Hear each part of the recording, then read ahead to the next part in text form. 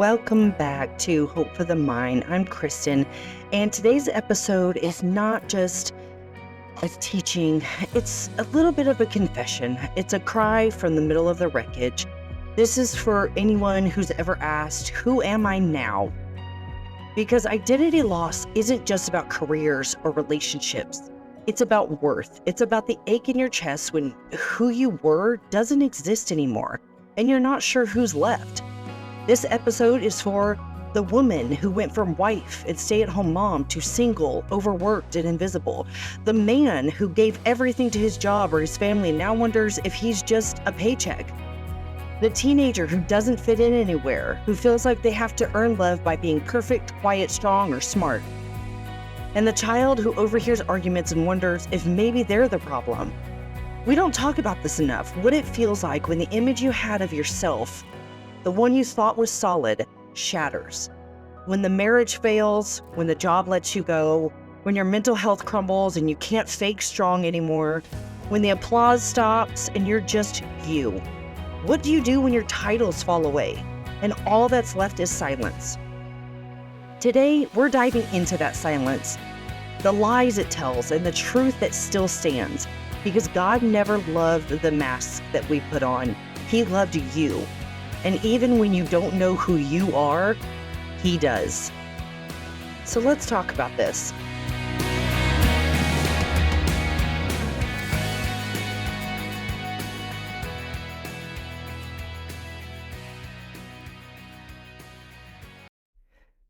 I'm going to start this one off with a little bit of a personal story. There's a kind of breaking that doesn't make noise. It's not a scream, it's not a slam door, it's not a public meltdown. It's quiet. It happens in a shower with the water running so your kids won't hear you crying. It happens in the grocery aisle when you put something back because you know there's not enough in your account. It happens on your lunch break, sitting in your car, staring blankly at the steering wheel, asking God why He even left you here. I've been there. After my divorce, I didn't just lose a marriage. I lost a version of me I had built my whole life around. I was a good wife. I was a stay-at-home mom. That was my world. That was my identity. And then suddenly, it wasn't. I became not a wife, not in the home, not there for every bedtime story or after-school snack, and that nearly destroyed me. There were nights I would lay in bed with tears soaking my pillow, whispering to God, I don't know why I am here. I don't know who I am anymore. I don't know what my purpose is. I don't know how to survive this. I was juggling bills I couldn't pay with emotions I didn't have time to feel. The car needed gas, the fridge needed food, the kids needed shoes. And I needed a miracle just to get out of bed. I worked a job that drained me just to make ends meet. And even then, the ends didn't eat. Weight of guilt resting on me every time I had to ask for help. And yes, there were people there to help me, but it just crushed me when I felt like I couldn't do the things that I should be able to do for my children and for myself. And missing time with my kids was crushing me. Asking for help with anything was destroying my self-esteem. The loneliness after they went to their dad's house just felt unbearable. And no one really saw it. People would say, you're strong, but strong doesn't mean healed. Strong doesn't mean whole. Sometimes strong just means you don't have the luxury to fall apart in public. So I fell apart in private, in the shower, in my car, in the silence of my room. I felt invisible at times, like the world had moved on and I was still stuck in the ruins of who I used to be. And the enemy used that silence like a scalpel to say, you're not valuable anymore. You're just a burden now. No one wants a broken woman. You failed. You keep failing. And it wasn't just heartbreak. It felt like a complete death of my identity. It was like my reflection was now a stranger. And I didn't know if I'd ever find me again, the real me. I didn't even know who the real me was by this point. I didn't think I was worthy of love anymore. Not after everything I'd lost, not after the divorce, not after the pieces of me had been scattered so far and so wide, I wasn't sure they could ever be put back together. I wasn't just broken. I was convinced I was beyond value. So when my now husband expressed interest in me 3 years after the divorce, I didn't really feel flattered. I felt confused, suspicious, defensive. I thought, surely this man must be mistaken. He needs to have his brain checked. He is blind. Maybe he doesn't realize how bad it is. I don't know. I just felt like he didn't really know me, not the me that had been through hell and was still trying to put the pieces back together. The me who sometimes cried herself to sleep, the me who questioned her own worth daily, the me who was still cleaning up the emotional wreckage of what I thought would be forever. I remember telling my mom, I don't understand why he would even want me. Maybe he just feels sorry for me. Maybe I'm just a charity case. I couldn't believe someone would actually willingly choose me, knowing all of the scars and baggage that I came with. To me, love was something you earned by being perfect, by being everything for someone, and I had already failed at that once. So the idea of being wanted without conditions, just as I was, it felt foreign, unreachable, unsafe. He and I were friends, and I figured he was just being kind, maybe trying to rescue me from my loneliness.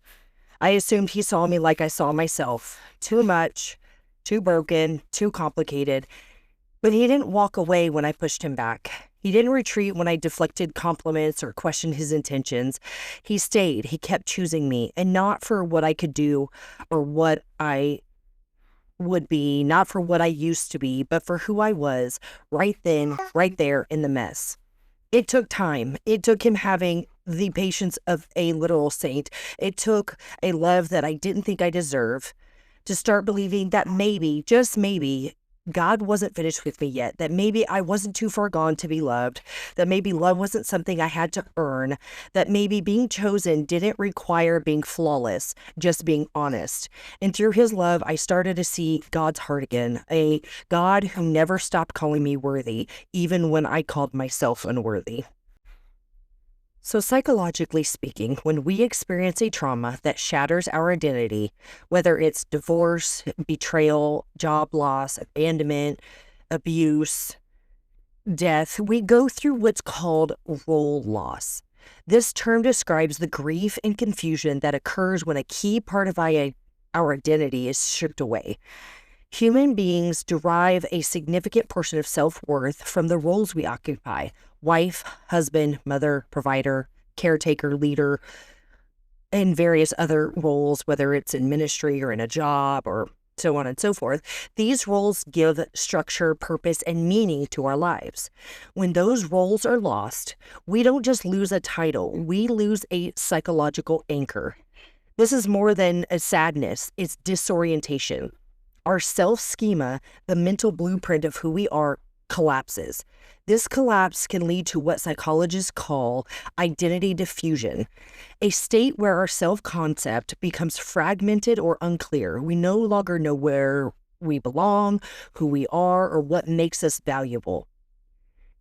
Neurobiologically, trauma disrupts the brain's limbic system, particularly the amygdala and the hippocampus, which we've referenced before, which are responsible for emotion regulation and memory. The brain shifts into survival mode. Cortisol floods the body. The prefrontal cortex, the part of the brain responsible for logic, planning, and self-reflection, gets hijacked. And in this state, we're not thinking clearly. We're reacting from a place of fear, shame, and confusion. Our brain searches for predictability, safety, and a narrative closure. When it finds none, we enter a psychological freefall, a crisis of meaning. That's when self-worth becomes fragile, even toxic. Thoughts begin to distort. These distortions are called cognitive distortions, irrational thought patterns that feed low self-esteem. The I'm too damaged, all or nothing thinking. I'm too heavy, emotionally, physically, spiritually, labeling and overgeneralization. I'm too complicated, emotional reasoning. I'm too late to the life I was supposed to live, catastrophizing and fortune telling.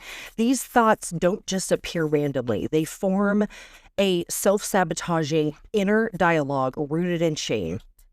According to attachment theory, when our core relationships break down, especially those we identified with, it destabilizes our inner self of being lovable. We subconsciously conclude, if I lost this, it must mean I wasn't worth keeping. This is why love, real, honest, unconditional love, can feel threatening, because accepting it would require us to believe that we still hold value apart from our performance, appearance, or status. And that's the hardest part of healing, allowing ourselves to be loved before we feel lovable. It goes against every psychological defense we've built. But it's also the path to transformation, and this is exactly how God works. He doesn't wait for us to be whole before he chooses us. He doesn't love a cleaned up version of us. He loves us now, in the middle of the identity collapse, in the shame spiral, in the too much and not enough and too late. He meets us in the ruins, in the disbelief, in the lowest places, and whispers, "You are still mine." So why do we reject love, especially when we need it the most? You would think we'd run to it, cling to it, but something in us flinches, pushes it away, slams the door on the very thing our soul is starving for. One is the worthiness wound. When you've been abandoned, betrayed, or told directly or indirectly that you are too much or not enough, sometimes something fractures inside. And this isn't just for marriage. This can be friendships, family. And when that happens, we don't just experience loss, we internalize it. I'm not worthy of love.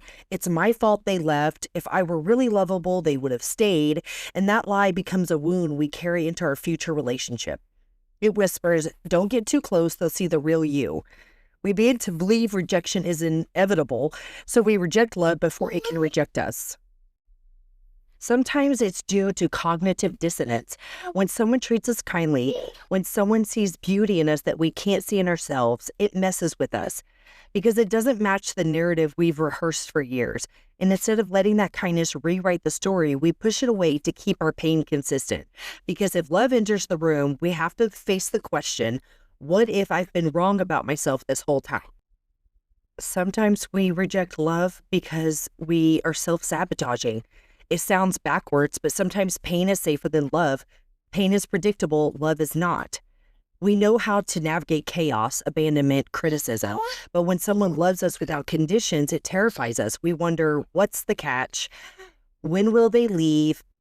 We're waiting for the next shoe to drop, and so we sabotage it. We test them, we push them, we build walls and call it boundaries, when really we're just afraid because love feels like unfamiliar territory and we don't trust it. And sometimes we reject love because we have parts of us that are still learning to heal. How do we unlearn the lies we've believed? We start by confronting the core belief, am I worthy of love just as I am? In psychology, this is called schema therapy, challenging and reshaping the deep-rooted beliefs that drive our behavior. In scripture, it's called renewing the mind, because healing doesn't begin when someone else loves us. It begins when we believe we are lovable. Not because we earned it, not because we fixed everything, but because the one who made us says, "You are mine." In Isaiah 43:1, it says, "Fear not, for I have redeemed thee. I have called thee by thy name. Thou art mine."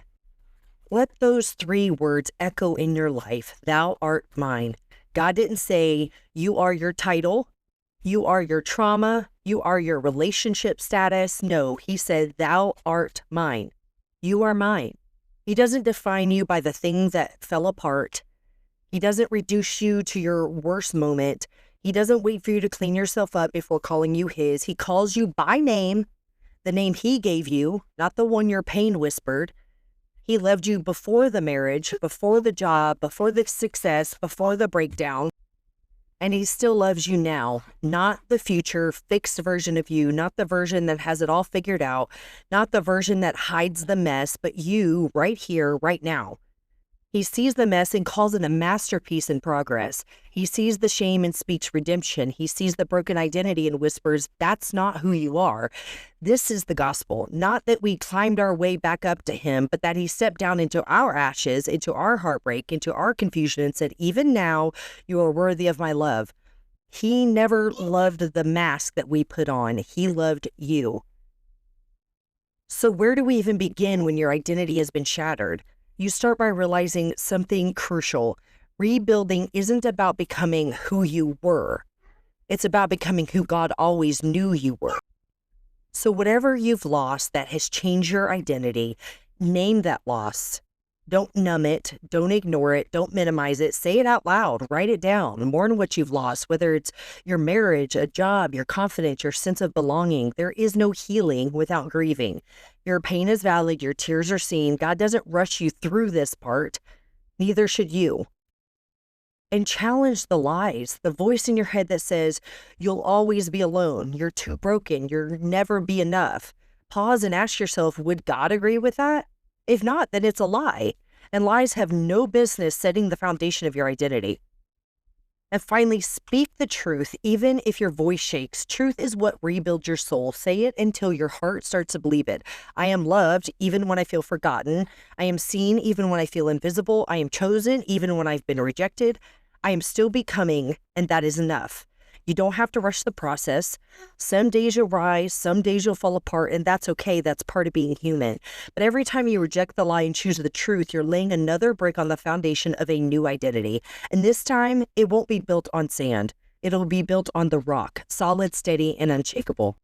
So for the soul that feels invisible, for the heart that's forgotten how to hope, for the one who pushes love away because it hurts too much to believe again, wrap them in your truth. Remind them that they are more than the roles they've lost, more than the heartbreak they've survived, more than the shame they carry.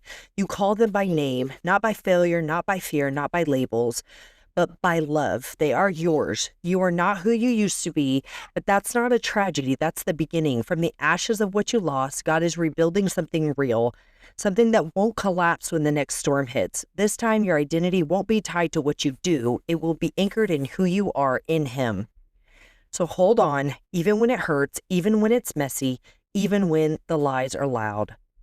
Thank you for joining me on this episode, and I hope you are encouraged by it. If you know someone that needs to hear this, share it with them. If you have a topic you want to talk about, shoot me a message. And until next time, take care of your mind, take care of your soul, and take care of yourself.